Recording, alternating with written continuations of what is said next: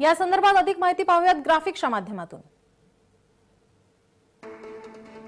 दादा गटाला अर्थ ही खाती हवी आहेत, त्याचप्रमाणे ऊर्जा, सिंचन, सार्वजनिक बांधकाम, ग्रामविकास, समाज कल्याण, महिला आणि बाल विकास, आदिवासी विकास आणि कामगार कल्याण। आमचे संपादक आपल्यासोबत जोडलेलेच आहेत। प्रसाद सर, आपण आता ही दादा गटाला खाती हवी आहेत ही आपण यादी वाचलेली आहे, त्या संदर्भात काय विश्लेषण कराल?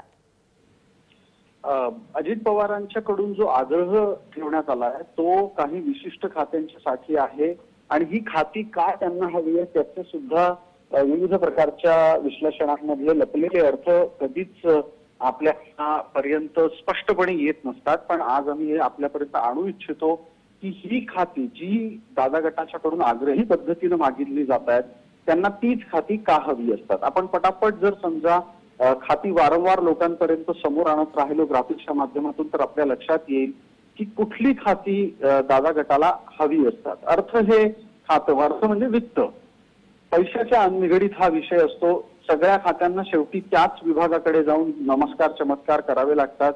परिणाम स्वरूप त्या माध्यमातून जनसंपर्क आणि एक सरकारवरची पकड ही कायम ठेवता येते। त्यांचं अर्थ यानंतरचं पुढचं आवडतं खातं आहे ते सिंचन आहे।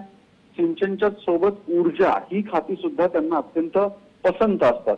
हा सर्वसाधारणपणे महाराष्ट्रात किंबहुना महाराष्ट्रातच नाही तर देशात राजकारण करत असताना सत्तेवरची पकड कशी कायम राहील हे पाहण्यासाठी वापरला जाणारा प्रयत्न असतो।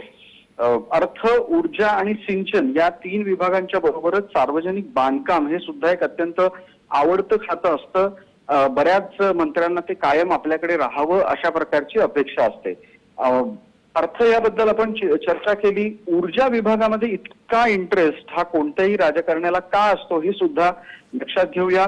सर्वसाधारणपणे ऊर्जा क्षेत्रात येत्या काही काळांमधली होणारी काही अब्ज कोटी रुपयांची गुंतवणूक, भारतातली पारंपरिक ऊर्जा स्रोतांकडून हरित क्षेत्राच्या ऊर्जेकडे होणारी वाटचाल, या निमित्तानं त्या क्षेत्रात होणारी उलाढाल आणि त्या उलाढालीतून मिळणारा पैसा, ह्या गोष्टी समोर ठेवता ऊर्जा हे अत्यंत सतत जिवंत राहणारं आणि सतत आर्थिक लाभ देणारं खातं आहे। या पुढचा मुद्दा येतो तो सिंचन विभागाचा। सिंचन हे खातं का कायम हवं असतं मंत्र्यांना, नेत्यांना? आणि इतकंच नाही तर महत्वाचा भाग असा आहे की महाराष्ट्रामध्ये सर्वाधिक काळ सिंचन जर त्या घरात राहिलं असेल, कोणाच्या समर्थकांकडे राहिलं असेल किंबहुना कोणाच्या नातेवाईकांकडे राहिलं असेल तर ते पवार घराणं आहे। सिंचनाच्या संदर्भातला सर्वात मोठा भ्रष्टाचाराचा आरोप होऊन सुद्धा हे खातं त्यांच्याचकडे असलं पाहिजे, आपल्याचकडे असलं पाहिजे अशा प्रकारचे आग्रह हे कायम पवारांकडून होत असतात। आता सुद्धा सिंचन या विभागासाठी ते आग्रही आहेत कारण महाराष्ट्रातली बहुतेक जमीन ओलिताखाली आणणे, धरण क्षेत्रांचे नियोजन करणे, पाणलोट क्षेत्र विकास अशा स्वरूपाची विविध कामं त्यातून होत असतात। महत्वाचं म्हणजे की कार्यकर्त्यांना या निमित्तानं कामाचं वाटप केलं जातं, कार्यकर्ता बांधला जातो आणि कार्यकर्ता घडवता येऊ शकतो। या पुढचं खातं आहे ते ग्रामविकास आहे।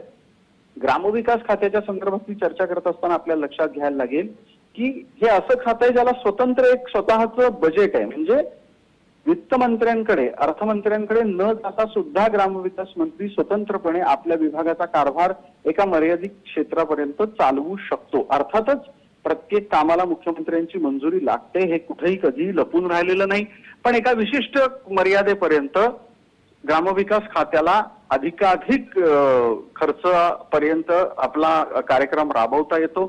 दुसरा एक महत्वाचा भाग असा असतो की ग्रामविकास मंत्री हा महाराष्ट्रातल्या सर्व ग्रामपंचायतींपर्यंत थेट संपर्कात असतो।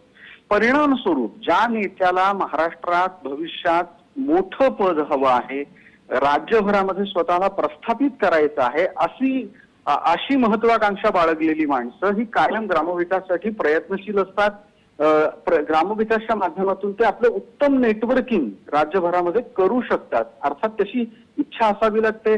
सर्वसामान्य माणसांच्या जीवनामधला एक महत्वपूर्ण बदल हा ग्रामविकासच्या माध्यमातून होत असतो. कारण ग्रामविकास म्हणजे तुम्ही ग्रामपंचायतली छोटी छोटी कामं सातबाराच्या पासून भले सातबाराचा विषय महसूलशी निगडीत असेल, पण प्रक्रिया म्हणून यातले अनेक भाग हे राबवता येत असतात. या पुढचं खातं आपण पाहणार आहोत ते यादीमध्ये आपल्याला दिसतं. ते खातं आहे समाज कल्याण. आता समाज कल्याण खात्याच्या विषयी पाहायला गेलं तर त्यालाही स्वतःचं वेगळं स्वतंत्र काही प्रमाणामधलं बजेट तर आहे, त्यालाही स्वतंत्रपणे आहे. पण महाराष्ट्रातल्याच नव्हे तर साधारणपणे देशभरातल्या समाज कल्याण विभागांची निर्मिती ही दलितांच्या कल्याणासाठी झालेली आहे. देशातला शोषित वर्ग आहे, देशातला जो मागास वर्ग आहे, त्यांच्या कल्याणाच्या साठी म्हणून समाज कल्याण विभाग हा कार्यरत असतो. आता दादा गट ज्या वेळेला समाज कल्याण मागतो तेव्हा त्यामागचा हेतू काय आहे हे आपल्याला समजून घ्यायला हवं. समाज कल्याणच्या बद्दलची चर्चा करत असताना आपल्याला हे विसरायला अजिबात नकोय की दादा गटाचा चेहरा हा पक्का मराठा चेहरा आहे. नुसता मराठा चेहरा नाही तर त्यांच्यावर समजमी असल्याचे आरोप सुद्धा वारंवार लागत आलेले आहेत. या स्थितीमध्ये जेव्हा दादा गट हा समाज कल्याणसाठी प्रयत्नशील राहतो तेव्हा त्यांना आपल्या प्रतिमेला बदलण्याचा एक प्रयत्न करायचा असतो. समाज कल्याणच्या माध्यमातून दलित, शोषित, पीडित या सगळ्यांच्या कल्याणासाठी आम्ही काम कसं करतो आहोत हे सांगायचा त्यांचा प्रयत्न असतो. अशाच प्रकारची राजकीय भूमिका ही कायम समाज कल्याणच्या माध्यमातून घेतली जात असते. समाज कल्याणच्या अंतर्गत अनेक इच्छुक, अनेक मेहनती तरुण युवा युवतींना शिक्षणाची, रोजगाराची, प्रगतीची संधी उपलब्ध करून देता येते आणि याच माध्यमातून ही सगळी मंडळी भविष्यात मतदार म्हणून पक्षासोबत जोडली जाऊ शकतात. एक आणखीन महत्वाचा विभाग यामध्ये येतो तो महिला आणि बालविकास.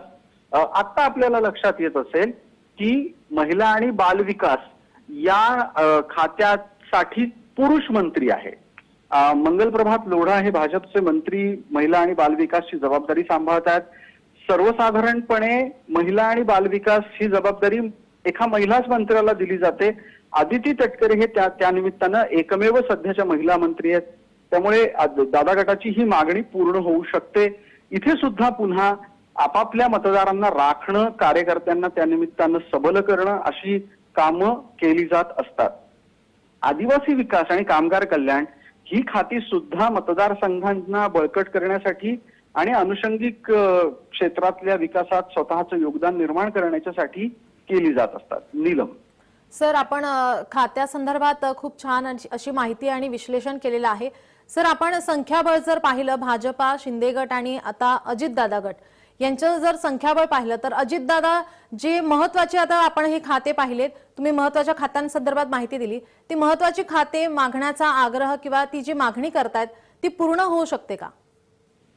अगदी बिलकुल. हाच एक अत्यंत कळीचा मुद्दा आहे. मागताना तुम्ही कोणत्याही प्रकारे कुठल्याही अडचणीत असू नये. एक संस्कृत मधलं वचन आहे की वचने किम दरिद्रता, म्हणजे मागताना का संकोच करावा. त्याच आधारावर अजित पवारांनी निश्चितच इतका मोठा निर्णय घेत असताना काही ना काहीतरी मोठं मागून घेतलेलं आहे. त्यांच्या समर्थकांना असं लगेच वाटायला लागलेलं आहे की अजित पवार मुख्यमंत्री होतील, अजित पवार अमुक होतील, अजित पवार तमुक होतील. पण माहिती आहे अजित पवारांना स्वतः की आज ही वेळ त्यांना स्वतःसाठी काही मागायची नाही, त्यांना स्वतःच्या समर्थकांसाठी काही ना काहीतरी मागायची आणि स्वतःला स्थापित करण्यासाठीची आहे. आजवर आयुष्यभर त्यांना शरद पवारांच्या नंतरचा व्यक्ती म्हणून पाहिलं गेलं. सुप्रिया सुळेंमुळे तर त्यांचं तेही स्थान निघून गेलं आणि सर्व स्थितीमध्ये प्राप्त स्थितीत आत्ता अजित पवारांच्या वर जी वेळ आली ती त्यांच्या कायम अवहेलनेमुळे आलेली आहे. तेव्हा आपण स्वतःसाठी काही आता लगेच पदरात पाडून छोटी लढाई लढण्याऐवजी जर लंबी रेस का घोडा ज्याला हिंदीमध्ये म्हणतात, म्हणजे दूरवर आपल्याला टिकून राहायचं असेल तर अजित पवारांना आत्ताच्या घडीला मोठी खाती मागता निश्चित येतील, पण जी मिळेल ती माध्यमातून त्यांना सक्रिय व्हावं लागेल आणि त्यांची भूमिका त्यांना महाराष्ट्रभर पोहोचवावी लागेल. सर, अजून एक महत्वाचा मुद्दा म्हणजे एवढ्या खात्यांमधून एक महत्वाचं खातं ज्यासाठी ते आग्रह करतायत, अर्थ खातं. अर्थमंत्री जर ते मागत असतील तर शिंदे गट जे आहेत ते नाराज होण्याची शक्यता पण आपण वर्तवू शकतो. बिलकुल बिलकुल, अगदी एकदम अतिशय स्पष्ट आणि योग्य मुद्दा तुम्ही उपस्थित केलेला आहे. कारण आत्ताच्या घडीला शिंदे गटाच्या नाराजीचा हाच सगळ्यात मोठा मुद्दा आहे आणि शिंदे गट काहीही प्रकारे नाराज करून चालणार नाही हे भाजपलाही माहिती आहे. त्यामुळे ज्या पद्धतीच्या वावड्या उठतायत की एकनाथ शिंदेना बदललं जाऊ शकतं, अजित पवार हे तातडीने मुख्यमंत्री होऊ शकतात वगैरे वगैरे, या आत्ता अजिबात संभाव्य शक्यता नाहीत. लोकसभेच्या निवडणुका होईपर्यंत जे समीकरण आता तुमच्या समोर आलेलं आहे ते समीकरण कायम राहणार आहे. माझ्याकडून तुम्ही 1 जून 2024 ही तारीख लिहून ठेवा. आता जो मुद्दा तुम्ही उपस्थित केलेला आहे त्यावर आपल्याला बोलायला हवं, कारण हाच कळीचा मुद्दा घेऊन सगळे शिंदे गटाचे लोक बाहेर पडलेले आहेत. तुम्हाला माहिती आहे, महाराष्ट्रात आत्ताच्या घडीला जर वित्त खातं सांभाळणारा व्यक्ती म्हणून कोणी परिचित झाला असेल तर त्या व्यक्तीचं नाव देवेंद्र फडणवीस आहे. देवेंद्र फडणवीसांच्या माध्यमातून एकाच वेळेला महाराष्ट्राच्या राजकारणामध्ये 6 महत्वाची खाती आणि 6 जिल्ह्यांचं नियोजन सांभाळलं जात आहे. जर वित्त खातं अजित पवारांकडे गेलं तर शिंदे गट डिस्टर्ब होईल, शिंदे गट विचलित होईल, शिंदे गटाच्या आतला असंतोष बाहेर येईल. हे सगळं केंद्रीय नेतृत्वाला टाळायचं आहे. ही सत्ता ज्या समीकरणाच्या निमित्तानं आता स्थापित झालेली आहे ते समीकरण बिघडू द्यायचं नसेल तर वित्त अर्थात अर्थमंत्री हे देवेंद्र फडणवीसच राहिले पाहिजे, हेही केंद्रीय नेतृत्वाला नीट लक्षात आहे. देवेंद्र फडणवीसांच्या माध्यमातून निधीचं समन्यायी वाटप, माझ्या या शब्दाकडे तुम्ही लक्ष ठेवा, निधीचं समन्यायी वाटप होईल हे या समीकरणाला टिकवण्याचं सूत्र असेल. भविष्यामध्ये कोणत्याही प्रकारचा असंतोष हा निधी वाटपामध्ये होणार नाही याची काळजी भाजपाला घ्यायची आहे. म्हणून वित्त खातं हे अजितदादा गटाकडे आत्ता तात्काळ जाईल, किंबहुना ते येत्या नजीकच्या भविष्यात सुद्धा जाईल अशी शक्यता मला तरी कमी वाटते. प्रसाद सर, तुम्ही आमच्यासोबत असेच जोडलेले राहा.